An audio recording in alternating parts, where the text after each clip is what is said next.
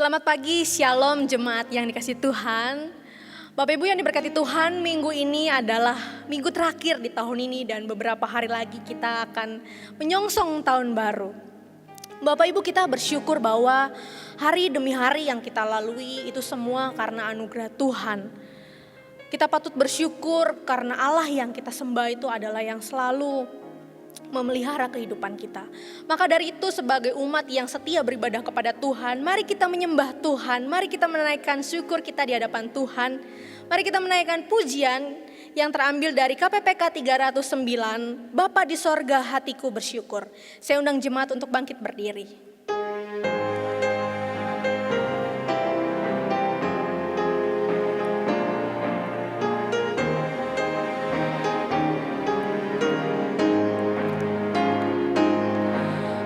Bapakku, hatiku bersyukur. Bapa surga, hatiku bersyukur. Ku cinta, ku hormat, ku sujud padamu. Bapa surga, hatiku bersyukur. Tuhan Yesus, ku mau besarkan-Mu. Tuhan Yesus, ku mau agungkan-Mu. Ku cinta, ku hormat, ku sujud padamu.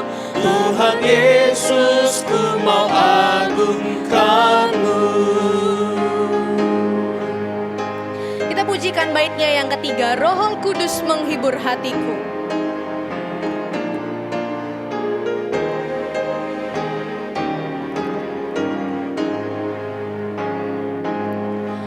Roh Kudus menghibur hatiku. Roh Kudus menghibur hatiku. Ku cinta, ku hormat, ku sujud padamu. Roh Kudus menghibur hatiku.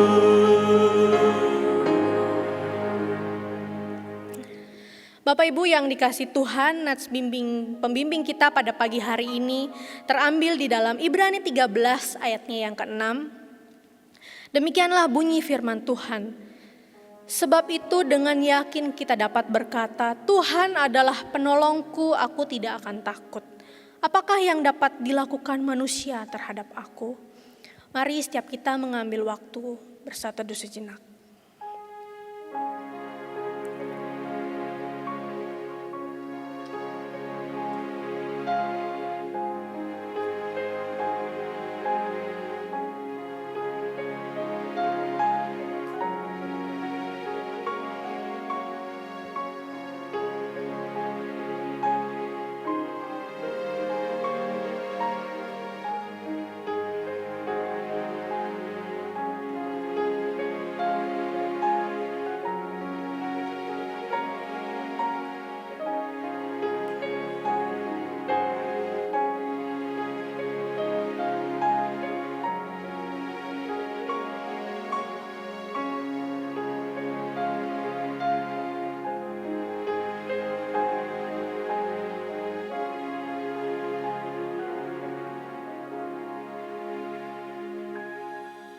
Bapak Ibu yang dikasih Tuhan, ibadah pada pagi hari ini dimulai dengan sebuah pengakuan bahwa pertolongan kita adalah di dalam nama Tuhan yang menciptakan langit dan bumi, yang kasih setianya kekal selama-lamanya dan yang tidak meninggalkan buatan tangannya. Kasih karunia dan damai sejahtera dari Allah Bapa kita dan dari Tuhan Yesus Kristus menyertai saudara sekalian. Amin. Jemaat dipersilakan duduk kembali. Bapak Ibu yang diberkati Tuhan, kita patut bersyukur jika kita bisa melalui hari-hari kita hingga detik ini. Bukan hanya berkat harian saja yang kita terima dari Tuhan, tetapi rahmat-Nya yang begitu indah, itulah yang menyelamatkan kita. Hidup mati kita ada di dalam tangan Tuhan yang membuat kita berserah penuh kepadanya. Mari kita menaikkan pujian, kembali kita bersuka cita, menaikkan pujian dari KPPK 316, Rahmat Yesus yang Indah.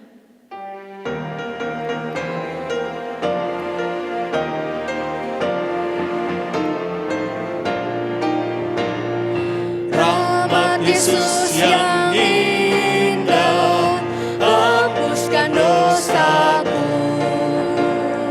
tak dapat kulukiskan dengan pujianku. Dosaku ditanggungnya, jiwaku bebaslah. Rahmat Yesus yang indah menyelamatkanku. Betapa indahnya rahmat Yesus, lebih dalam dari samudra, yang teramat tinggi dan teramat indah. Anugerahnya cukup bagiku, melebihi segala celaku, lebih besar dari dosaku. Oh, puji nama Yesus yang terindah, pujilah. Kita naikkan pujian bait yang kedua, Rahmat Yesus yang indah pada yang tersesat. Rahmat Yesus yang indah pada yang tersesat. Siapa yang mau percaya dapat keselamatan. Belenggu dipatahkannya dan beri kelepasan. Rahmat Yesus yang indah menyelamatkanku. Betapa indahnya rahmat Yesus, lebih dalam dari samudra, yang teramat tinggi dan teramat indah. Anugerahnya cukup bagiku, melebihi segala celaku, lebih besar dari dosaku. Oh, puji nama Yesus yang terindah, pujilah. Saya undang Bapak Ibu untuk bangkit berdiri.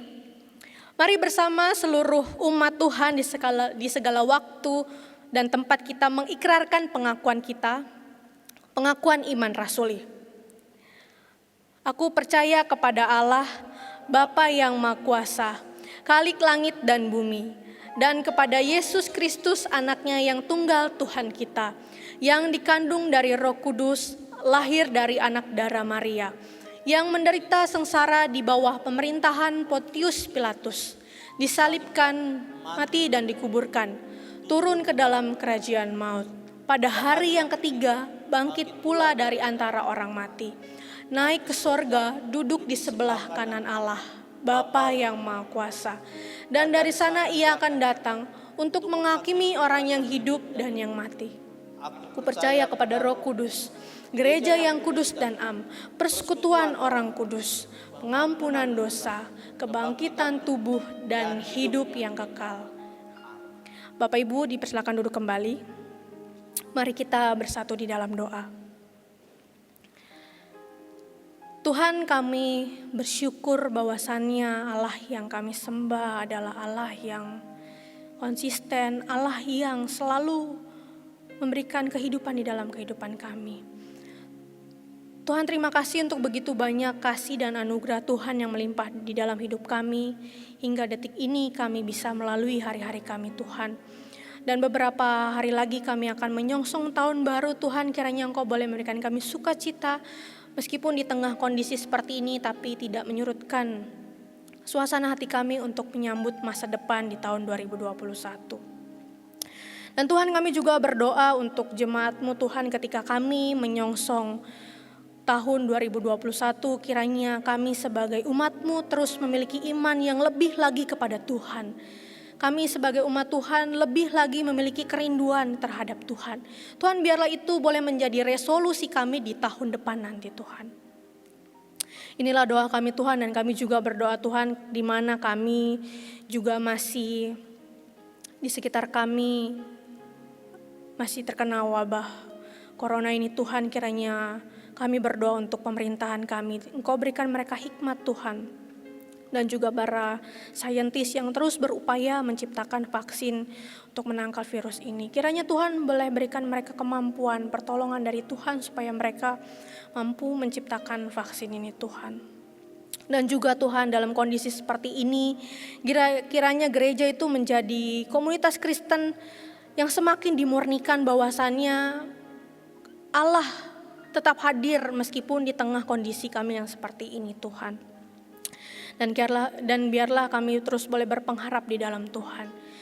Tuhan, kami juga berdoa untuk jemaat-Mu yang berulang tahun di minggu ini. Kiranya Tuhan juga boleh memberkati mereka, melimpahkan kasih karunia kepada mereka Tuhan, dan biarlah dengan bertambahnya umur mereka boleh semakin menjadi jemaat yang cinta akan Tuhan, semakin rindu untuk hidup berkenan di hadapan Tuhan. Tuhan, inilah doa kami yang kami panjatkan dan permohonan kami ini di dalam nama Tuhan kami Yesus Kristus yang telah mengajarkan kami berdoa. Bapa kami yang di sorga, dikuduskanlah namamu, datanglah kerajaan-Mu, jadilah kehendak-Mu di bumi seperti di sorga. Berikanlah kami pada hari ini makanan kami yang secukupnya, dan ampunilah kami akan kesalahan kami, seperti kami juga mengampuni orang yang bersalah kepada kami.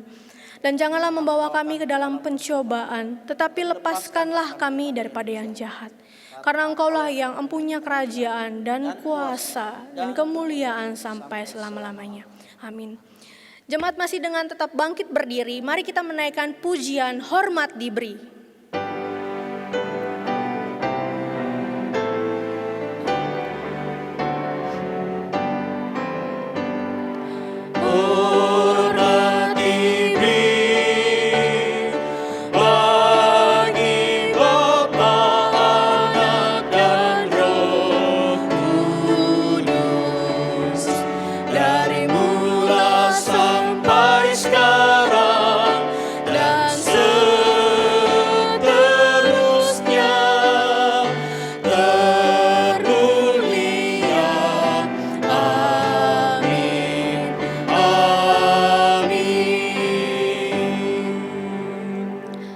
Bapak Ibu yang diberkati Tuhan, mari bersama kita membaca bacaan bertanggapan yang terambil dalam KPPK nomornya yang kedua, halaman 694. Ucapan syukur serta pujian akan kasih sayang Tuhan. Bersorak-soraklah bagi Tuhan hai seluruh bumi, beribadatlah kepada Tuhan dengan sukacita, datanglah ke hadapannya dengan sorak-sorai. Ketahuilah bahwa Tuhanlah Allah. Dialah yang menjadikan kita dan punya dialah kita, umatnya dan kawanan domba gembalaannya. Masuklah melalui pintu gerbangnya dengan nyanyian syukur, ke dalam pelatarannya dengan puji-pujian. Bersyukurlah kepadanya dan pujilah namanya. Sebab Tuhan itu baik, kasih setianya untuk selama-lamanya, dan kesetiaannya tetap turun-temurun. Aku mau bersyukur kepada Tuhan dengan segenap hati, dalam lingkungan orang-orang benar dan dalam jemaat. Besar perbuatan-perbuatan Tuhan, layak diselidiki oleh semua orang yang menyukainya. Agung dan bersemarak pekerjaannya dan keadilannya tetap untuk selamanya. Perbuatan-perbuatannya yang ajaib dijadikannya peringatan. Tuhan itu pengasih dan penyayang. Perbuatan tangannya ialah kebenaran dan keadilan, segala titahnya teguh. Kokoh untuk seterusnya dan selamanya, dilakukan dalam kebenaran dan kejujuran. Dikirimnya kebebasan kepada umatnya, diperintahkannya supaya perjanjiannya untuk selama-lamanya, namanya kudus dan dahsyat. Permulaan hikmat adalah takut akan Tuhan. Semua orang yang melakukannya berakal budi yang baik. Puji-pujian kepadanya tetap untuk selamanya. Bapak Ibu dipersilakan duduk kembali. Jemaat yang dikasih Tuhan, sebentar kita akan memberikan persembahan sebagai ungkapan syukur kita kepada Tuhan. Seperti biasa, persembahan bisa diberikan dengan cara mentransfer ke rekening yang sudah tertera di layar Bapak Ibu Saudara, atau bisa juga dengan men-scan barcode yang ada, ataupun juga bisa dikumpulkan dan dibawa ke gereja. Mari bersama kita menaikkan pujian, kecaplah dan lihatlah.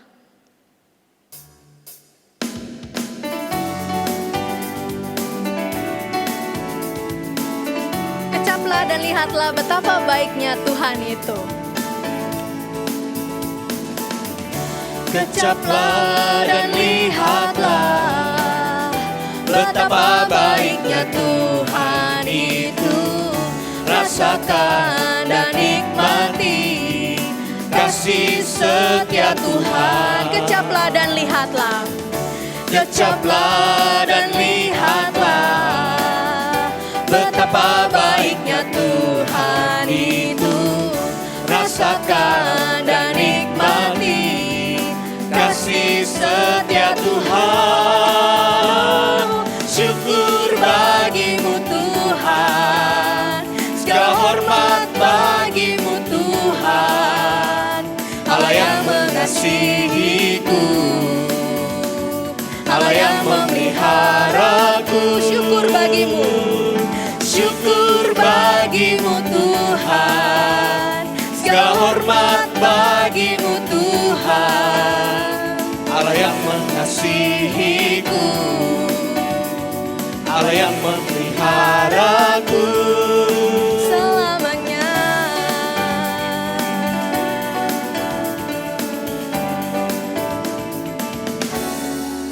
Mari Bapak Ibu kita bersatu di dalam doa. Tuhan, inilah persembahan yang kami persembahkan kepadamu. Memang tidak sebanding dengan kasih dan anugerah Tuhan yang melimpah dalam kehidupan kami. Tetapi Tuhan, melalui persembahan ini, kami mau belajar untuk setia, menaikkan ungkapan syukur kami kepada Tuhan melalui persembahan kami ini Tuhan.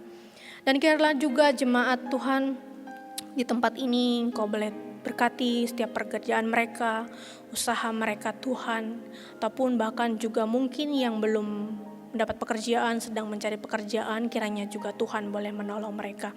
Terima kasih Tuhan, inilah persembahan kami, hanya di dalam nama Tuhan Yesus kami berdoa dan bersyukur, amin. Bapak Ibu yang diberkati Tuhan, sebentar lagi kita akan merenungkan kebenaran firman Tuhan yang akan disampaikan oleh hambanya, Evangelis Hizkia. Mari kita menaikkan pujian walau 1000 rebah. Biarlah pujian ini menjadi seruan iman kita bahwa kita tidak pernah meragukan kasih Tuhan. Karena Tuhan selalu menyatakan kasih setianya di dalam kehidupan kita.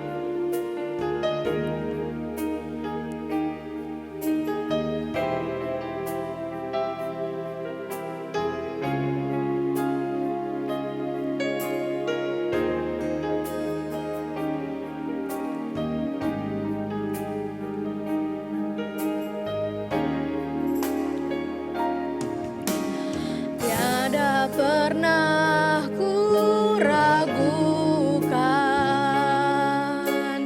kasih setiamu ya Tuhan. Setiap waktu dalam hidupku tak pernah kau tinggalkan.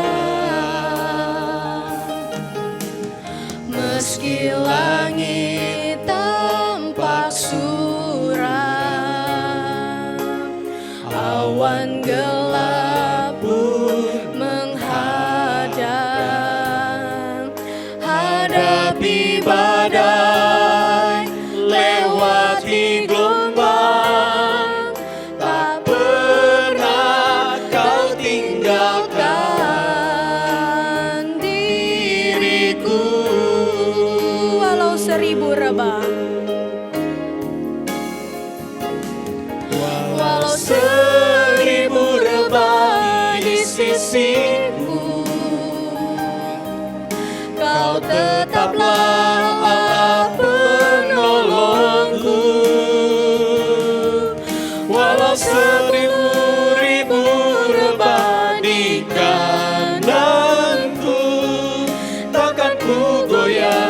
sebab Yesus sertaku. Kita naikkan pujian ini sekali lagi.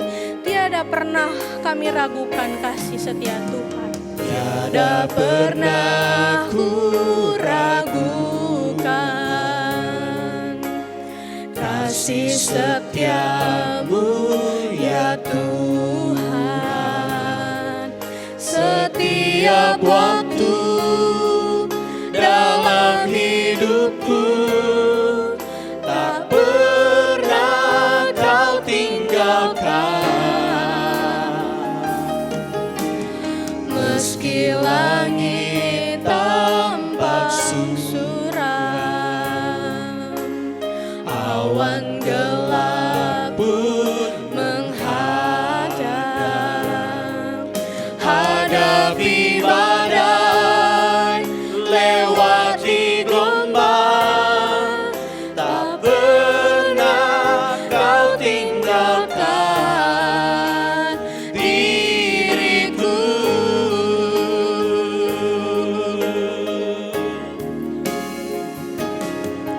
Walau seribu rebah di sisiku, kau tetaplah Allah penolongku. Walau 10.000 rebah di kananku, takkan ku goyah, sebab Yesus sertaku. Walau 1000 rebah, walau 1000 rebah di sisiku, kau tetaplah Allah penolongku. Walau 10.000 rebah di kananku, takkan ku goyah, sebab Yesus sertaku. Takkan ku goyah, takkan ku goyah, sebab Yesus sertaku. Waktu dan tempat saya persilakan kepada hambanya. Shalom Bapak Ibu Saudara yang terkasih di dalam Tuhan. Mari bersama-sama kita bersatu di dalam doa. Bapa kami yang bertahta di dalam kerajaan sorga, kami sungguh bersyukur Tuhan, kami sampai di penghujung tahun 2020 ini, dan kami rindu Tuhan untuk mendengarkan firman Tuhan, dan kami rindu untuk dikuatkan di dalam kebenaran Tuhan. Untuk itu Tuhan, kiranya Engkau pakai hamba-Mu yang penuh dengan kelemahan ini untuk membawakan kebenaran Tuhan, dan juga kami semua Tuhan yang mendengarkan firman-Mu, kiranya Roh Kudus yang menguasai hati dan pikiran kami, sehingga kami bisa memahami dan terlebih juga mengaplikasikannya di dalam kehidupan kami hari lepas hari. Dalam nama Tuhan kami Yesus Kristus, kami berdoa dan mengucap syukur. Amin. Shalom Bapak Ibu Saudara. Ya, kita bersyukur pada hari ini kita akan sama-sama merenungkan kebenaran firman Tuhan dengan tema janji Tuhan pada umatnya. Nah, kira-kira kalau berbicara tentang janji Tuhan, apa ya kira-kira ya? Kalau kita ditanya, kamu percaya gak ada janji Tuhan di hidupmu? Nah, tiap orang mungkin bisa menafsirkannya berbeda. Ya, ada yang menafsirkan janji Tuhan itu dalam hal finansial misalkan, atau ada juga yang ya aku tahu janji Tuhan itu aku akan dapat jodoh yang cocok dengan aku gitu. Pokoknya ya janji Tuhan selalu diartikan yang menurut kita itu baik gitu.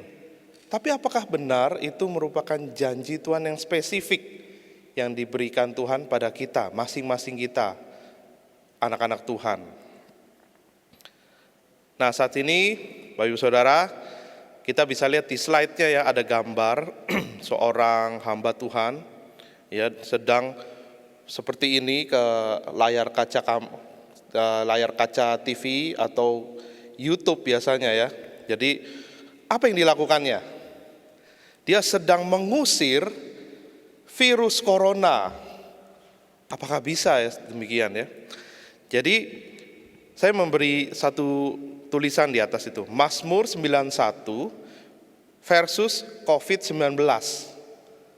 Nah, jadi Kita ingat ya, awal-awal, khususnya di awal-awal masa pandemi, ketika diberitakan bahwa semua orang harus social distancing, physical distancing, ternyata nggak sedikit banyak orang-orang Kristen yang juga menolak, juga dari berbagai agama.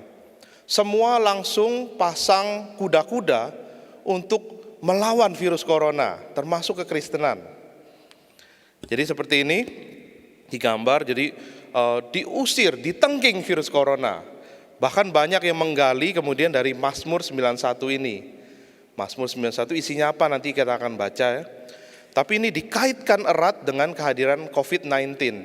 Jadi kayak terbalik itu ya, 91 untuk melawan 19 gitu. Mazmur 91 versus COVID-19. Bapak Ibu Saudara, mari kita melihat Alkitab kita, Mazmur 91 ayat 1 sampai dengan yang ke-16. Kita akan baca bagian demi bagian dan kita akan lihat siapa pemenang antara Mazmur 91 versus COVID-19. Jadi coba diadu nih akhirnya ya. Dan kita coba lihat sepanjang tahun ini, mulai dari virus corona keluar, siapa pemenangnya, karena memang diadu akhirnya. Mazmur 91 ini menjadi jaminan untuk gereja dan orang-orang Kristen menang atas virus corona. Demikian katanya. Mazmur 91 ayat 1 sampai 16.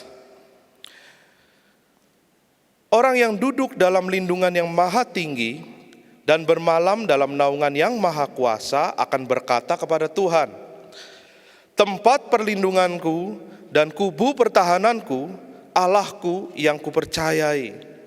Sungguh, dialah yang akan melepaskan engkau dari jerat penangkap burung. Perhatikan kata berikutnya, dari penyakit sampar yang busuk. Dengan kepaknya ia akan menudungi engkau, di bawah sayapnya engkau akan berlindung. Kesetiaannya ialah perisai dan pagar tembok.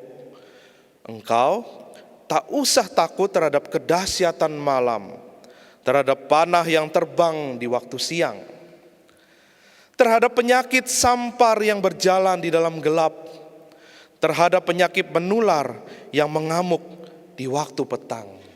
Sungguh kalimat ini dibacakan di awal pandemi corona ini dan menjadi seperti mantra bagi banyak rohaniwan. Hamba Tuhan yang berkhotbah membacakan ini dan menjamin tidak perlu takut virus corona. Lihat apa yang dikatakan Tuhan. Penyakit sampar, penyakit menular di malam hari, di waktu petang, tidak akan bisa menyentuhmu. Dan ketika itu diposting di media sosial, saya melihat ada ribuan like dalam waktu hanya beberapa hari. Banyak orang yang amin, menuliskan kata amin. Percaya penuh. Apa yang terjadi? Kita lihat slide berikutnya.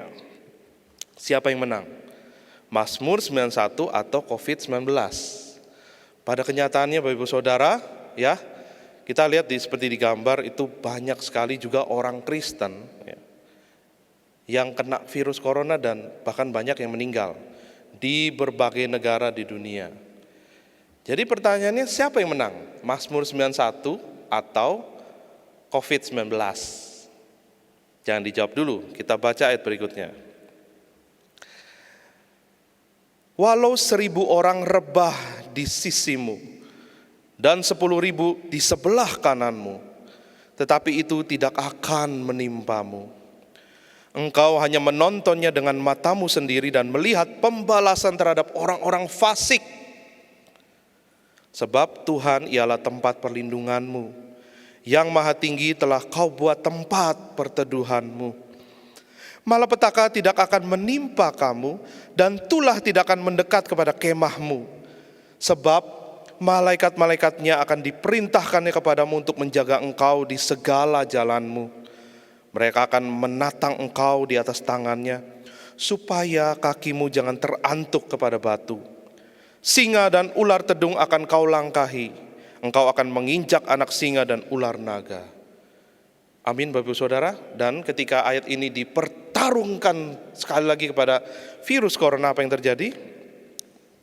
Ya, tadi dikatakan lihat di ayat yang kita baca bahwa orang fasik itu yang akan kena musibah dan orang percaya tidak akan. Tapi nyatanya sekali lagi, yakin orang fasik saja yang kena virus corona, yang meninggal? Lagi-lagi siapa yang menang? Mazmur 91 atau COVID-19? Waduh, ini khotbahnya kok malah kayaknya menjelekkan Alkitab ya, malah merendahkan kekuatan dari firman Tuhan. Tunggu dulu, kita teruskan. Banyak pastor, theologian, pengkhotbah yang banyak masanya dan dia pengkhotbah yang hebat ya. Kita tahu di luar negeri dan juga di dalam negeri yang akhirnya meninggal karena corona. Jadi apakah benar ayat tadi disebut bahwa hanya kena di orang fasik? Apakah berarti mereka ini, hamba-hamba Tuhan ini orang fasik? Karena akhirnya kena corona juga dan mati bahkan. Kita baca ayat berikutnya. Ayat yang ke-14. Sungguh hatinya melekat kepadaku, maka aku akan meluputkannya, aku akan membentenginya, sebab ia mengenal namaku. Bila ia berseru kepadaku, aku akan menjawab. Aku akan menyertai dia dalam kesesakan. Wah, makin cocok lagi nih ya. Virus corona katanya membuat orang sesak.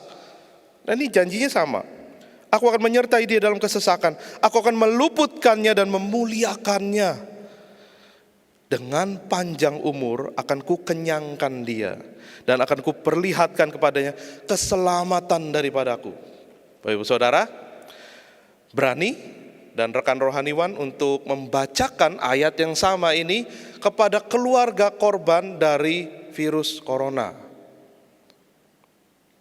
Berani kita bicara seperti ini, ayat ini kita sampaikan dan keluarganya baru meninggal karena virus corona. Kita lihat slide berikutnya. Bapak Ibu Saudara, ini akhirnya membuat orang Kristen banyak yang kebingungan sendiri. Karena di awal begitu dengan yakinnya mendengarkan khotbah, juga bahkan mengkhotbahkan tentang Mazmur 91 ini untuk dapat menghalau virus corona. Dengan iman kita tuh udah anti covid, gak perlu lagi vaksin mungkin ya. Dengan ayat ini, dengan mengimani gitu. Dan banyak akhirnya video-video itu saya cek lagi di YouTube, banyak yang sudah dihapus. Banyak pengkhotbahnya yang merasa, aduh khotbahku ini gak berjalan. Ternyata nggak terjadi. Bahkan banyak gereja-gereja yang ngotot untuk tetap buka ibadah on-site di awal pandemi. Bahkan juga dengan banyak yang mengutip ayat ini. Tapi mana? Banyak gereja buka terus kemudian malah jadi klaster baru. Apakah benar karena kita ini kurang beriman? Banyak kok orang yang kita tahu beriman, hamba Tuhan yang sungguh-sungguh, ya kena corona juga dan meninggal. Dan katanya hanya orang fasik, tapi kenapa banyak orang Kristen dan rohaniwan yang juga baik, bahkan kita mungkin kenal, akhirnya meninggal. Jadi apakah kita bisa berasumsi bahwa Mazmur 91 kalah dengan COVID-19? Kita lihat slide berikutnya, ini ternyata yang jadi falasi dalam kita berpikir Bapak Ibu Saudara, dalam kita memahami satu ayat atau satu pasal. Adalah karena kita memakai yang namanya 1C, yaitu cocoklogi. Ada yang ngomong cocoklogi, cocokulogi, apa segala macam ya. Tapi kita tahu ini, cocoklogi itu adalah sebuah ilmu mencocok-cocokkan tanpa juntrungannya itu tepat. Dan bagaimana mengatasi cocoklogi ini ya, yaitu kita perlu 3C yang lain dalam memahami sebuah ayat atau pasal Alkitab. Nah, kita cepat saja kita akan belajar hari ini tentang 3C ini, yaitu konteks, kontras, dan koherensi. Ini akan membantu kita supaya kita memahami firman Tuhan itu enggak dengan ilmu cocoklogi. Mari kita lihat. Yang pertama adalah konteks. Ya, konteks. Nah, konteks ini dari Mazmur 91 sebetulnya apa? Secara cepat ya, kita bisa lihat itu di banyak buku tafsiran sebetulnya. Mazmur 91 ini lagi ngomong tentang apa konteksnya. Kenapa Mazmur 91 sebagai lagu itu diciptakan. Dan ini ternyata berkaitan erat dengan kejadian di peristiwa di mana? Mesir, Bapak Ibu Saudara ya, dalam pembebasan bangsa Israel dari tanah Mesir. Kita tahu di sana ada 10 tula dan juga ya kita tahu ada penyakit sampar ya, dan juga kemalangan yang dialami oleh orang fasik. Siapa orang fasik di sini? Yaitu bangsa Mesir yang tidak mengenal Allah yang kita kenal. Nah, jadi yang terjadi yang kita baca tadi itu konteksnya spesifik sekali tentang kejadian di Mesir. Kita lihat slide berikutnya. Setiap konteks Alkitab memiliki keunikan kisah sendiri. Tujuan penulisan tersendiri. Di mana tidak bisa sembarang dicomot dari Alkitab, dari konteksnya, untuk kemudian diklaim sebagai janji Tuhan yang akan terjadi persis sama secara literal untuk terjadi di dalam kehidupan kita saat ini. Apa nih maksudnya ya? Kita baca yang berikutnya. Mazmur 91 adalah nyanyian ibadah orang Israel mengenai kisah spesifik ketika bangsa Israel keluar dari tanah Mesir. Sama seperti ketika kita saat ini menyanyikan lagu 17 Agustus, Bapak Ibu Saudara. Ketika kita menyanyikan lagu 17 Agustus, langsung kita terasosiasi dengan peristiwa kemerdekaan bangsa kita di tahun 1945. Jadi ketika kita nyanyikan lagu itu, kita nggak bisa asosiasikan dengan kejadian yang kita alami. Ulang tahun kita nyanyi 17 Agustus tahun 45. Aneh gitu. Sama seperti lagu di Mazmur 91 ini punya kisah spesifik sendiri. Yang ketika bangsa Israel menyanyikannya, mereka langsung terasosiasi dengan kisah itu. Lagu ini tidak bisa dicomot dari konteksnya dengan sembarangan. Oke, itu tadi kita belajar ya, yang pertama tentang konteks. Jadi awal saja kalau konteksnya sudah salah, kita akan membaca satu ayat atau nas itu dengan liar akhirnya ya. Dengan subjektif, dengan pemikiran kita sendiri ya. Kita lepas dari maksud penulisnya menuliskan firman itu. Yang berikutnya kita lihat slide-nya, yang kedua adalah C, yang berikutnya adalah apa? Kontras. Kontras ada di dalam Mazmur 91 dan berbagai bagian Alkitab. Dalam membaca Alkitab, Ibu Saudara, kita perlu ya ada kontras. Apa nih maksudnya kontras? Kontras itu kita bicara tentang juxtaposisi. Apa itu juxtaposisi? Ya intinya adalah kita melihat kalau dalam visual art, kita melihat seperti di gambar, ada balon warna putih, tiba-tiba ada yang kontras, satu warna merah yang naik gitu. Itu yang disebut kontras. Maka mata kita ya secara otomatis akan tertuju pada si balon merah. Instantly, secara instan, gitu ya. Ini yang disebut sebagai kontras di dalam membaca Alkitab. Dan dalam hal ini kita bicara tentang siapa tokoh utama, main karakter di dalam sebuah kisah Alkitab. Perlu ada pengkontrasan ini nih. Slide berikutnya kita lihat. Kontras yang harus kita bangun dari setiap kisah di dalam bagian Alkitab itu adalah Allah. Allah lah yang harus selalu menjadi tokoh utama dari setiap kisah. Ini susah-susah gampang ya, karena kita membaca itu kadang kita jatuh akhirnya pada tokoh. Kita lihat slide berikutnya. Jadi banyak dari kita membaca Alkitab itu lupa bahwa tokoh utamanya adalah Allah, dan ini sangat penting, hasil akhirnya bisa berbeda jauh. Jangan salah kontras pada tokoh. Jadi tokoh dan peristiwanya, kalau itu dijadikan tokoh utama, akhirnya acuan kita adalah kita juga terpancing untuk mengambil kisah moral atau kisah literal dari apa yang terjadi di Alkitab dan kita tarik ke dalam diri kita, dalam kehidupan kita saat ini.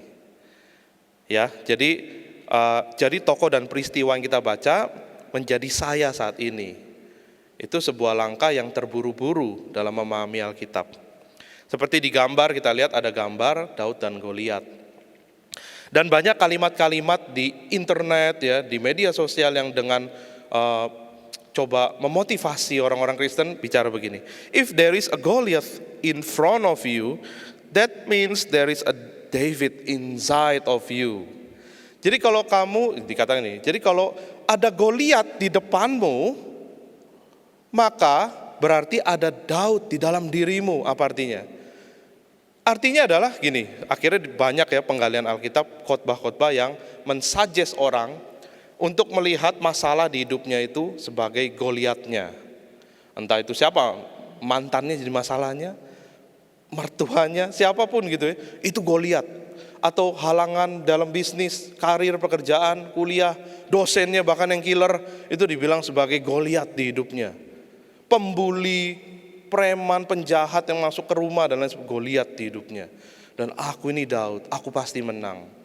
Yang terjadi adalah ketika anak kecil dibully dan dia memahami ini dengan terbatas, dia bisa aja maju ya kepada pembulinya yang jauh lebih tinggi.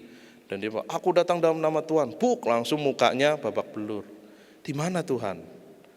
Nah itu dia ya, kita terburu-buru mengartikan. Kita lihat slide berikutnya. Bahkan untuk jadi sekedar kalimat motivasional belaka, ya, ada juga nih seringkali ya kita lihat di internet. God won't part the sea in front of you. Tuhan tidak akan membelah lautan di depanmu until you take your first step of faith. Sampai kamu mengambil langkah imanmu. Ya oke sih sampai kalimat ini ya. Tapi seringkali diaplikasikannya dalam kehidupan pribadi kita. Kayak tadi, kita jadi musanya nih. Dan masalah-masalah depan kita tuh seperti laut Teberau yang kita bisa singkirkan dengan iman. Nah ini terburu-buru sekali begitu ya. Dan banyak orang akhirnya kecewa kenapa nggak terjadi demikian. Aku udah doa, aku udah puasa, aku udah kasih perpuluhan, aku udah pelayanan dan lain sebagainya. Ternyata ada masalah yang nggak disingkirkan Tuhan. Lihat slide berikutnya. Apa enggak sekalian aja Bapak Ibu Saudara, kita klaim janji Allah bagi Abraham, ini benar-benar janji nih ya. Allah janji kepada Abraham, keturunannya akan seperti bintang di langit. Ya, sebagai janji yang sama bagi diri kita saat ini. Kenapa enggak diklaim sekalian aja?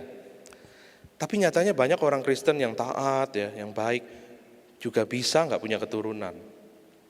Jadi mencomot sesuatu dari Alkitab untuk diklaim sebagai janji itu hati-hati. Slide berikutnya, kembali ke Mazmur 91. Nah, dikatakan di sini seperti tadi, orang fasik itu yang kena wabah dan kita artikan itu kena virus corona. Ya ini kalau salah kontras, maka kita menjadikan ini formula. Formula itu 1 tambah 1 sama 2. Kita jadikan Tuhan itu di dalam, kita kurung Tuhan itu di dalam sebuah formula. Musa sama dengan aku, Daud sama dengan aku, Goliat dan laut isi sendiri, mantan, mertua, saingan bisnis dan lain-lain. Maka di Mazmur 91 kita akan lihat ya, siapa yang jadi pemazmur? Oh aku orang beriman, aku anak Tuhan. Lalu siapa yang jadi orang fasiknya pertanyaannya? Ketika kita mendapati bahwa banyak orang Kristen juga tumbang kena corona. Bingung kan? Ini adalah contoh salah konteks dan salah kontras. Nah ini juga terjadi Bapak Ibu Saudara ya, di slide berikutnya kita lihat cocoklogi para murid. Jadi para murid Tuhan juga nih mengalami ya, jadi bertanya pada Tuhan, guru ini orang buta nih, kenapa dia buta sejak lahir? Dosa siapa ini? Jadi pikirannya udah terkungkung tuh formula. Orang kena sial, orang cacat, itu berarti hukuman Allah gitu. Gak tahu mulainya dari mana, itu sampai terjadi demikian. Dan Tuhan Yesus menjawab, bukan dia dan bukan juga orang tuanya yang berdosa, tetapi karena pekerjaan-pekerjaan Allah harus dinyatakan di dalam dia. Dan akhirnya orang itu disembuhkan dan nyatalah pekerjaan Allah. Jadi ada alasan spesifik dari setiap kisah yang Tuhan izinkan terjadi di masa lalu dan di saat ini yang kita alami. Bapak Ibu Saudara lihat slide berikutnya ya, kita harus tanda kutip. Thanks to Corona, terima kasih kepada virus Corona, karena nggak semuanya yang dihasilkan oleh dia buruk, secara nggak langsung. Dia telah menjungkir balikan teologi-teologi yang salah, yang cocoklogi dan sebagainya. Dan kita mulai memurnikan pengajaran serta iman di dalam kekristenan. Yang jualan ayat, yang comot ayat, yang menjanjikan itu sebagai janji Tuhan, sembarangan seperti itu, akhirnya nggak terbukti bukan? Dan kemana pengajar-pengajar ini? Yang terakhir Bapak Ibu Saudara, C yang terakhir adalah bicara tentang koherensi. Koheren itu apa ya? Ya supaya ingat kita lihat gambarnya nih, ada gambar puzzle. Jadi koheren itu adalah kesatuan, kecocokan gitu. Yang tadi bicara cocoklogi cuman dicocok-cocokin, kalau koherensi bicara yang benar-benar cocok seperti puzzle. Kalau ada kepingan itu yang hilang ya, dan dia harus cari kepingan yang pas untuk jadi gambar yang sempurna. Teologi kita Bapak Ibu Saudara, dalam kita mengenal Tuhan, kita membangun secara sistematis di dalam pikiran kita dan tidak boleh satu dengan lain bertabrakan. Makanya kalau kita sering dengarkan pengajaran yang berbeda-beda, it's okay. Tapi kalau belum punya fondasi, kita akhirnya dengar khotbah si A, dengar khotbah si B, dan dari berbagai denominasi tanpa punya fondasi, kita bingung sendiri nyatuinnya gimana. Yang satu bicara teologi kemakmuran, yang satu bicara teologi kemiskinan, yang sini bicara teologi kecukupan, apa pula itu. Jadi coba kita belajar, memang harus belajar membangun teologi kita dengan sistematis. Kita lihat slide berikutnya supaya lebih jelas. Koherensi Alkitab berbicara tentang keutuhan, kesinambungan antar bagian Alkitab, sehingga tidak bertabrakan dan berlawanan satu dengan yang lainnya. Dalam menafsir, koherensi Alkitab juga perlu diperhatikan. Mengklaim Mazmur 91 sebagai penangkal COVID-19 sama aja dengan menepikan keistimewaan kisah pembebasan bangsa Israel dan membuat hal itu bertabrakan dengan ayat atau kisah lainnya. Jadi nggak koheren, jadi nggak pas, nggak klik dengan ayat lainnya. Contohnya apa kita lihat. Nah, slide berikutnya. Kalau kita mengklaim itu sebagai satu formula, ayat Mazmur 91 ini untuk orang yang benar-benar taat, berlindung pada Tuhan, pasti terhindar dari sakit penyakit. Padahal itu konteksnya bicara penyakit sampar khusus kejadian waktu peristiwa bangsa Mesir. Kita tarik itu jadi formula untuk segala lini kehidupan, segala peristiwa dalam kehidupan setiap zaman. Pertanyaannya bagaimana dengan Ayub? Ayub kurang saleh apa? Tapi dia juga kena penyakit dan pencobaan. Slide berikutnya. Bagaimana dengan Rasul Paulus, Bapak Ibu Saudara? Yang dia minta untuk ada sakit yang kita kalau lihat penggaliannya kemungkinan besar itu sakit di matanya yang dulu pernah sempat buta itu, dan itu sakit ya. Jadi bagaimana apapun penyakitnya, tapi dia minta itu Tuhan untuk angkat.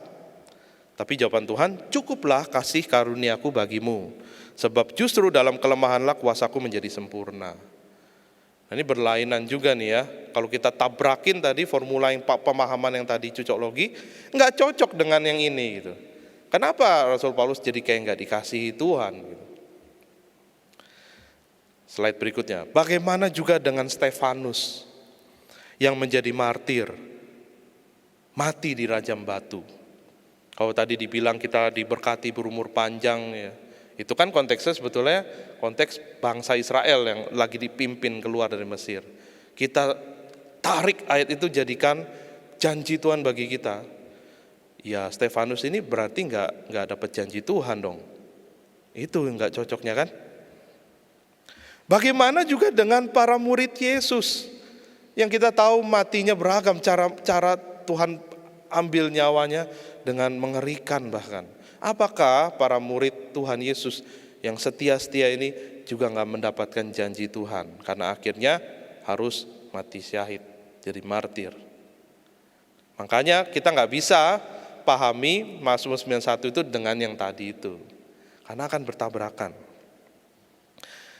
Mazmur 91 ya, jadi apa ini? Kita sedang membaca di slide berikutnya. Dalam membaca Mazmur ini dan juga bagian Alkitab lainnya, Bapak Ibu Saudara, jangan mencomot dan mengklaim bahwa ini adalah janji Tuhan pada aku, atau pada kamu, atau pada umatnya. Secara literal, kata per kata dan bentuk peristiwanya.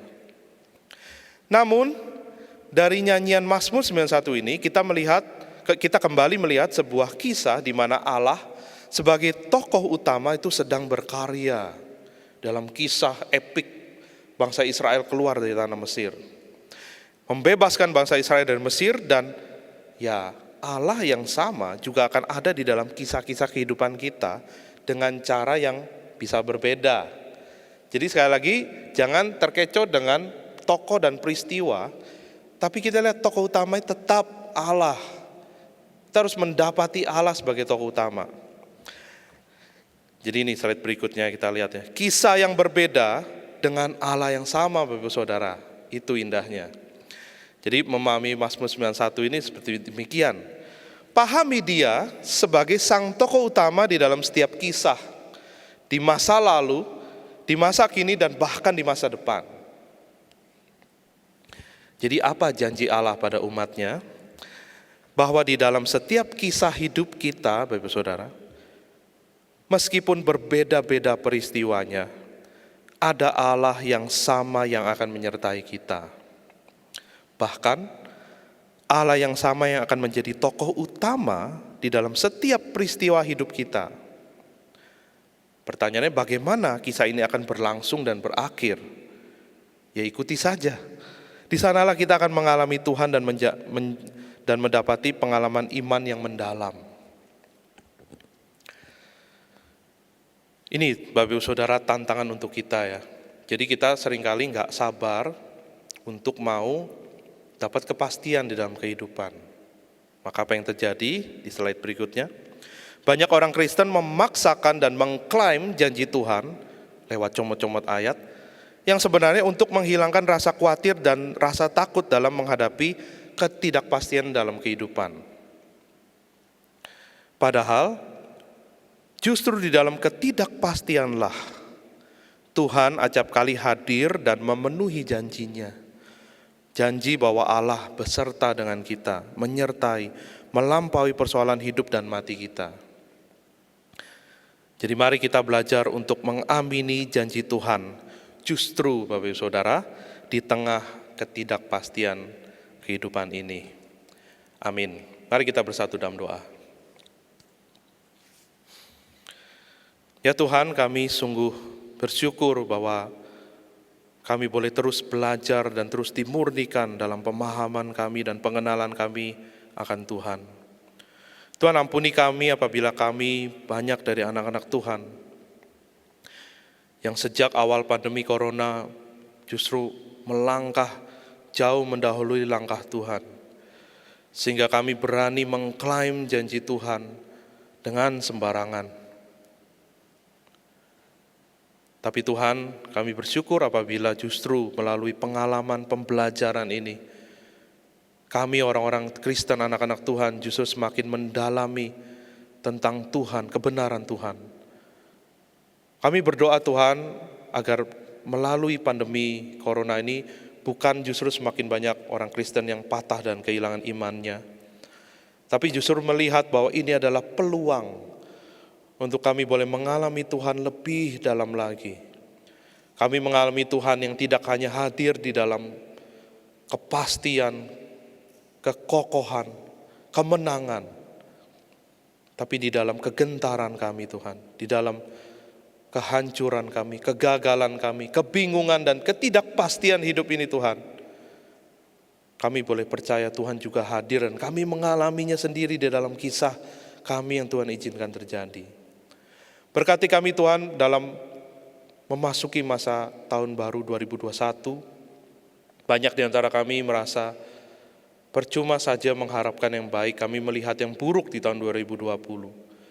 Tapi Tuhan, ajarkan kami tidak hanya terpaku pada peristiwa, tapi kepada siapa tokoh utama yang sedang berkarya di dalamnya, yaitu Tuhan, Tuhan kami.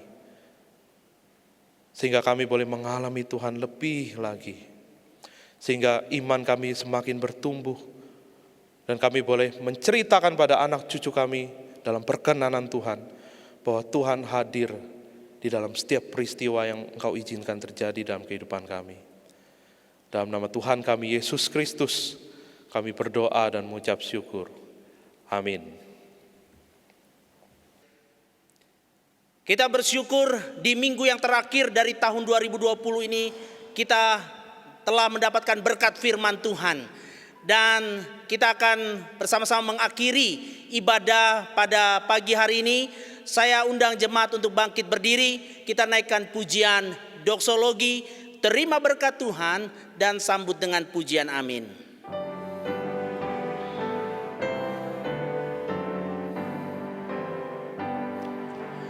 Puji Allah Bapa Putra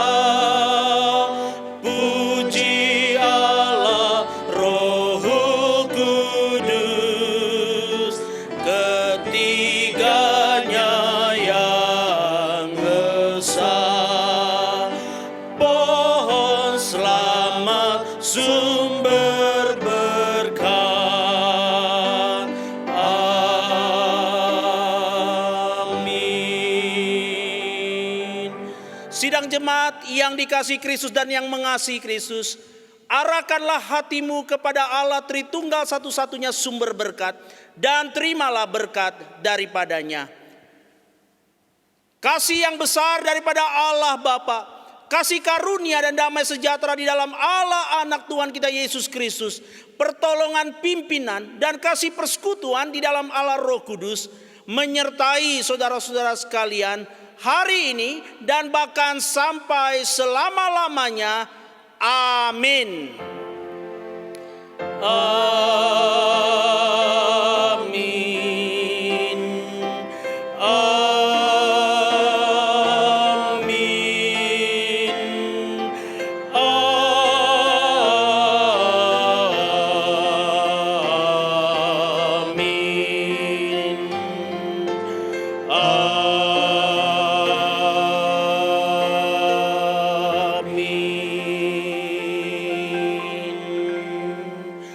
Jemaat dipersilakan duduk kembali, silakan bersaat teduh. Tuhan memberkati.